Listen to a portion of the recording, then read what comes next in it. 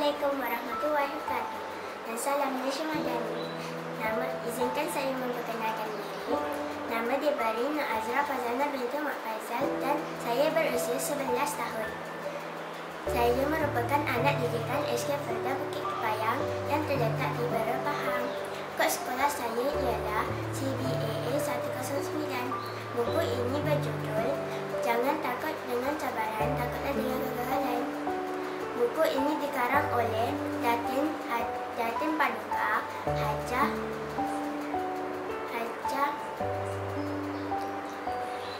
Sharifah Mazlina Syahid Abdul Qadir.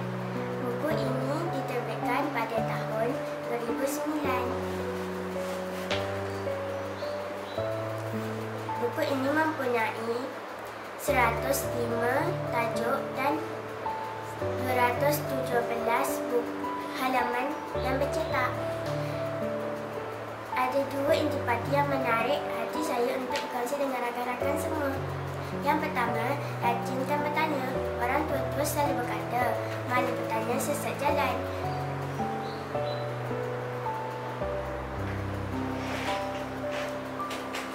Ingat bahawa setiap insan mempunyai kelebihan dan kekurangannya. Lagi satu, tiada soalan yang bodoh kecuali orang yang berbodoh ke soalan itu. Yang kedua, yakin mengatasi was-was. Yakinlah mengatasi was-was.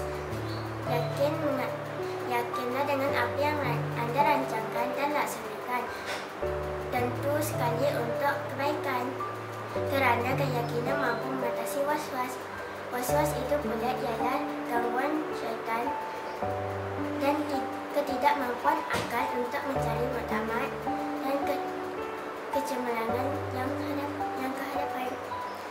Akhir sekali, buku ini sangat bagus untuk murid-murid seperti saya kerana mempunyai kata-kata semangat dan dorongan untuk saya lebih maju ke hadapan. Sekian itu dari saya. Terima kasih.